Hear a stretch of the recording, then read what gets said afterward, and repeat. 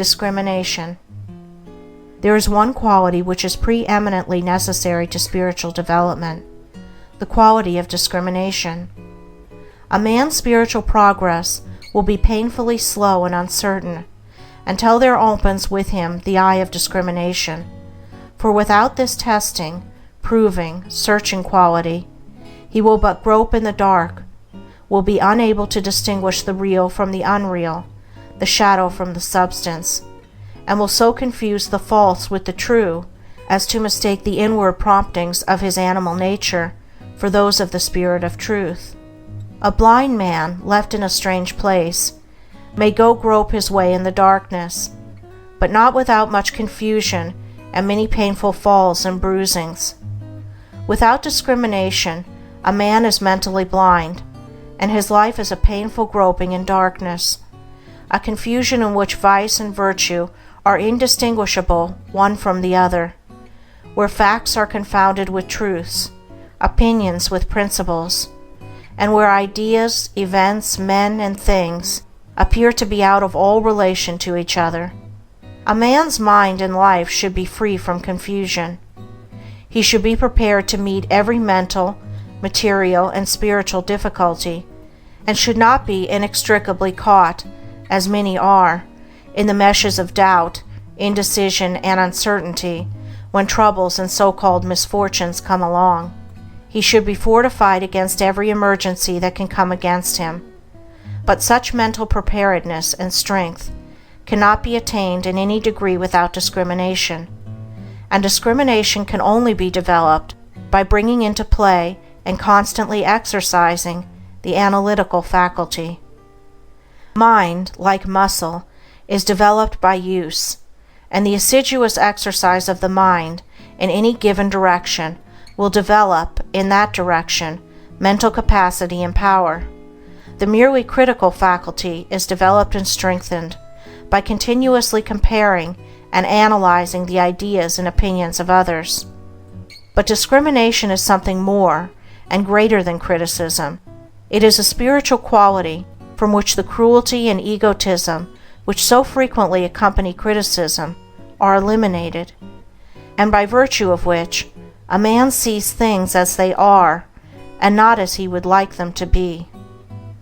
Discrimination, being a spiritual quality, can only be developed by spiritual methods, namely, by questioning, examining, and analyzing one's own ideas, opinions, and conduct. The critical, fault-finding faculty must be withdrawn from its merciless application to the opinions and conduct of others, and must be applied with undiminished severity to oneself. A man must be prepared to question his every opinion, his every thought, and his every line of conduct, and rigorously and logically test them. Only in this way can the discrimination which destroys confusion be developed. Before a man can enter upon such mental exercise, he must make himself of a teachable spirit. This does not mean that he must allow himself to be led by others. It means that he must be prepared to yield up any cherished thoughts to which he clings, if it will not bear the penetrating light of reason, if it shrivels up before the pure flames of searching aspirations. The man who says, "I am right," and who refuses to question his position in order to discover whether he is right, will continue to follow the line of his passions and prejudices, and will not acquire discrimination. The man who humbly asks, "Am I right?" and then proceeds to test and prove his position by earnest thought and the love of truth, will always be able to discover the true and to distinguish it from the false, and he will acquire the priceless possession of discrimination. The man who is afraid to think searchingly upon his opinions and to reason critically upon his position will have to develop moral courage before he can acquire discrimination. A man must be true to himself, fearless with himself, before he can perceive the pure principles of truth, before he can receive the all-revealing light of truth. The more truth is inquired of, the brighter it shines. It cannot suffer under examination and analysis. The more error is questioned, the darker it grows. It cannot survive the entrance of pure and searching thought. To prove all things is to find the good and throw the evil.